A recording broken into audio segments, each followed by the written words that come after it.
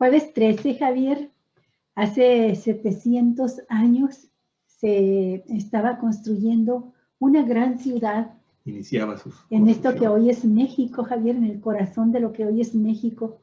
Iniciaba la construcción de la Gran Tenochtitlán, una ciudad que en su época fue considerada la más grande, la más original del mundo, la más poblada también del planeta.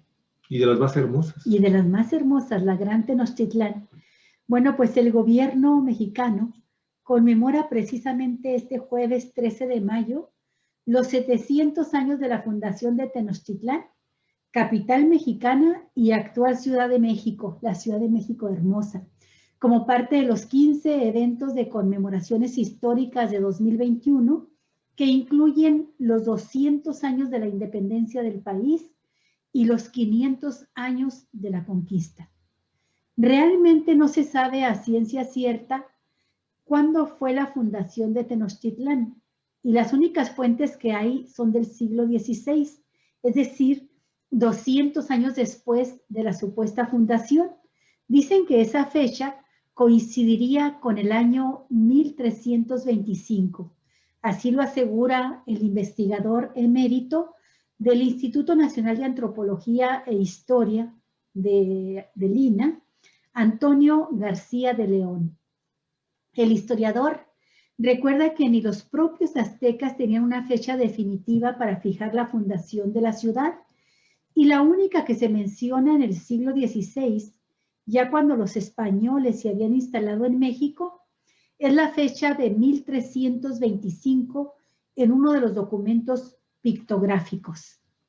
Agrega el investigador que en ese documento se refiere todavía el uso del calendario prehispánico de los aztecas, y eso corresponde al año 1325 como una fecha posible.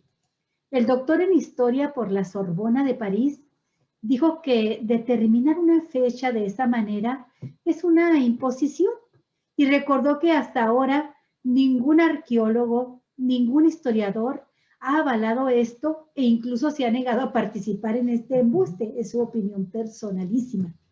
Por su parte, el reconocido arqueólogo mexicano Eduardo Matos Moctezuma destacó en un curso virtual el pasado 1 de marzo sobre el surgimiento, caída y recuperación de Tenochtitlan, que varias fuentes indican que la fundación fue precisamente en ese año, 1325, y recalcó porque ahora andan por ahí mencionando que el año es el de 1321, y eso es una manipulación histórica. Para el también catedrático de la UNAM, el gobierno mexicano está pensando que la Ciudad de México se fundó con un acta y un gran acontecimiento, y en realidad no, porque las ciudades mesoamericanas no se fundaban así. Yo tampoco creo que el gobierno de México esté pensando eso, así, ¿no? Es un sarcasmo. No es no puede ser que realmente crea eso. Bueno, pero señaló arqueólogo que las ciudades empezaban a crecer alrededor de una aldea. Algunas tenían éxito y se volvían ciudades, y otras no, y entonces desaparecían. Fue una casualidad que una ciudad fundada en una isla bastante inhóspita haya logrado constituir después un imperio, pero llevó muchos años llegar a eso, señaló García de León. Además, indicó que en el relato de la conquista de México aparece mucha información falsa, y recordó que casi todos los autores se basan en la historia verdadera de la conquista de la Nueva España, que fue escrita por Bernal Díaz del Castillo, que vivió entre los años 1495 a 1584. Díaz del Castillo escribió su crónica a muchos años después de la conquista, por lo menos 40 o 50 años, y como es la única referencia directa y más famosa, se ha tomado, dice este historiador, más o menos como cierta. Igualmente, la historiadora Eugenia Reyes Ruiz explicó que la fecha de la fundación de Tenochtitlan, junto con otras fechas, son bastante relativas, y la mayor parte de ellas no tenemos la plena seguridad de las mismas.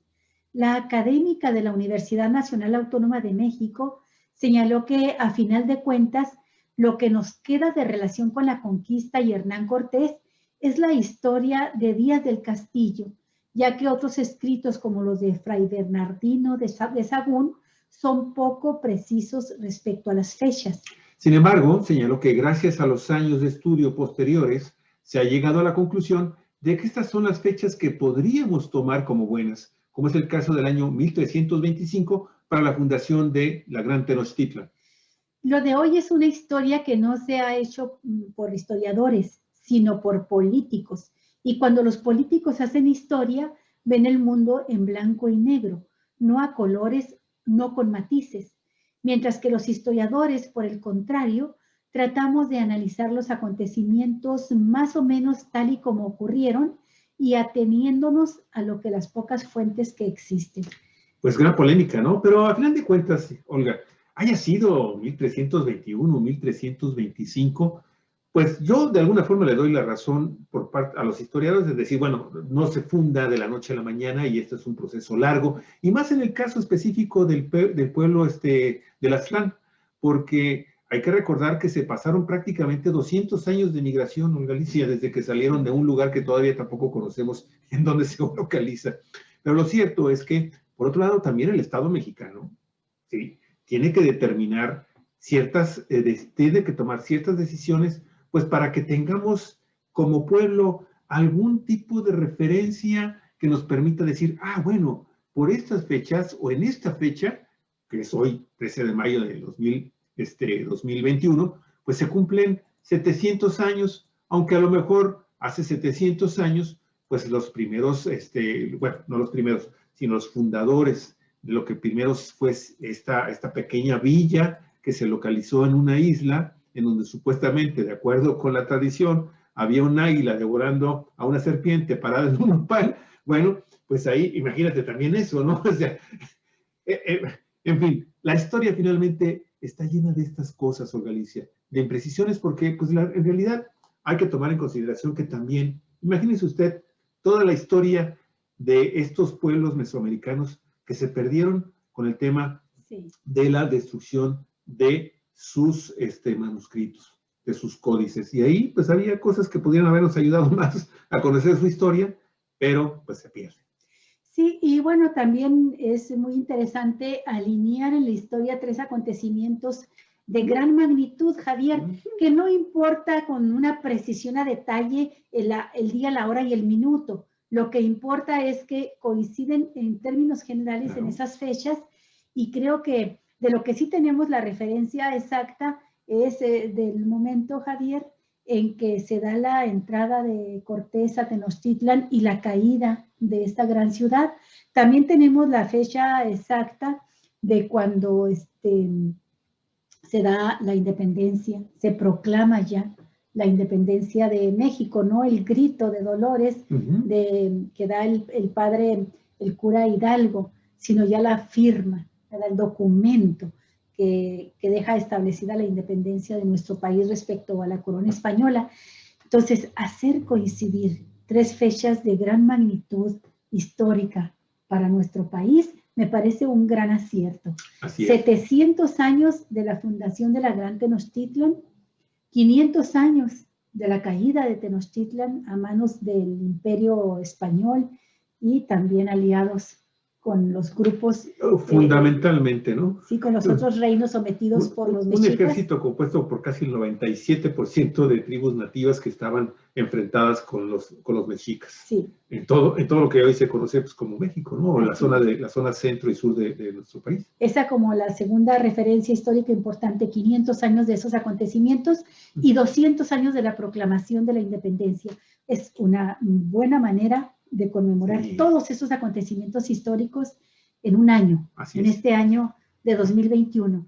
Javier, yo nada más quiero leer... Nada más qué belleza, qué cosa tan impresionantemente hermosa la Ciudad de México. Quiero leer a propósito de esta ciudad algo que escribió Enrique Semo y proponerte que después lo rescatemos todo porque hizo una serie de 5 artículos. Perfecto. Pero esto me gusta mucho cómo lo dice este gran historiador Enrique Semo. México Tenochtitlan, la ciudad más grande del mundo a principios del siglo XVI, Era el centro político y económico de la zona más densamente poblada de lo que sería después la Nueva España. La Cuenca de México, cuya forma es de un rectángulo irregular, inclinado en sentido noreste-suroeste, con una superficie de casi 10.000 kilómetros cuadrados. Sus límites naturales son cadenas montañosas de considerable altura, entre las cuales podemos mencionar los volcanes Iztaccíhuatl, Popocatépetl y el Ajusco. En el centro de la cuenca se encontraba el Gran Lago o complejo de lagos que se alimentaban con el flujo de los manantiales y el aporte de los ríos. Según los conquistadores, al amanecer, desde las montañas, este se veía como una gran tarja de plata. Sobre las islas y en las riberas se apiñaban las ciudades levantando los techos de sus templos y macizas pirámides y sus vastas cementeras. La población estaba distribuida en unos 200 poblados con sedes como Azcapotzalco, Texcoco o Culhuacán.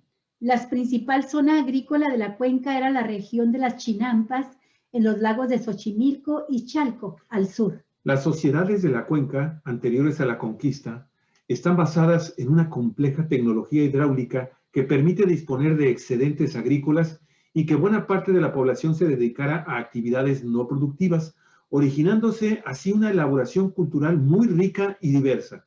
Los tenochcas construyeron diques y acueductos para moderar el flujo de los lagos y los ríos. El primer acueducto, que fue construido hacia el año 1430, es el de Tlacopan, al que siguieron los de Chapultepec y Coyoacán. Por ello se conducía el agua dulce para lavar el suelo salitroso, regar las zonas de cultivo, mantener el nivel del lago a manera de impedir la invasión de aguas salobres y satisfacer el consumo doméstico. Las grandes obras bajo una dirección centralizada se realizan cuando ya los aztecas se habían convertido en imperio. México Tenochtitlan era no solo el centro de la cuenca, sino también la cabeza de un vasto imperio, pero no de un imperio estable con muchos siglos de historia, sino de un dominio naciente, en formación, fundado apenas en el año de 1428, después de la derrota de Azcapotzalco. A la llegada de los españoles tenía apenas 9 décadas de existencia. En ese periodo, Tenochtitlán formó la alianza tripartita con Texcoco y Tlacopan e inició inmediatamente su expansión en la Cuenca de México. A la llegada de los españoles, la entidad política más grande e importante de Mesoamérica era el Imperio de la Triple Alianza, donde las 3 ciudades eran gobernadas cada una por un gran rey, o un tlatoani, como se les decía. Este imperio dominaba la Cuenca de México, sede de las 3 capitales, y se extendía desde la costa del Golfo de México hasta el Pacífico, desde las fronteras de Mezcitlatlán, un valle del estado de Hidalgo, los chichimecas y el reino tarasco de Michoacán, en el norte y el noroeste, hacia el istmo de Tehuantepec y el Soconusco de Chiapas, en el suroeste. El equilibrio entre los 3 reinos de la alianza fue cambiando durante su historia. Con el crecimiento del poder de Tenochtitlan, su rey dirigía las actividades militares del imperio. Moctezuma II, quien gobernó de 1502 a 1520, alienta a Texcoco, el segundo poder de la alianza, a una guerra con Tlaxcala en 1515, pero los traiciona avisándole a los tlaxcaltecas y usa la derrota de Texcoco para justificar la revocación de su derecho al tributo en una amplia zona. Finalmente, al reclamar de Nezahualpilli, rey de Texcoco, Moctezuma respondió que el imperio se gobernaría a partir de entonces por solo uno de los 3 reyes y que él era el supremo señor. El poder de Moctezuma II creció, pero a costa de una fractura de la alianza tripartita que habría de ser fatal durante la invasión española. A la llegada de los españoles, la Triple Alianza se hallaba sacudida por graves conflictos entre Tenochtitlan y Texcoco. Esa es la primera parte de esta serie de artículos de un historiador extraordinario, Enrique Semu, de quien yo soy fan desde hace muchísimos años, Javier, Y bueno, ojalá podamos ir dando salida a los demás artículos, porque ve tú qué manera de describir esta gran ciudad. Sí, y luego ves las imágenes y dices, ay Dios. Sí, caray. Y luego ves lo que se construye hoy. Si hacen un puente, por ejemplo, aquí en Ensenada, sobre la Avenida Reforma, se les cae. Se les cae cuando apenas sí lo han concluido. Todavía no pueden terminar el libramiento. Todas las obras les la chafean con la construcción de las obras. Y mira, esta gran Tenochtitlán, hecha por los aztecas, y luego después la ciudad colonial que construyeron los españoles. Pero bueno, esa será otra historia. Así es, Olga Alicia.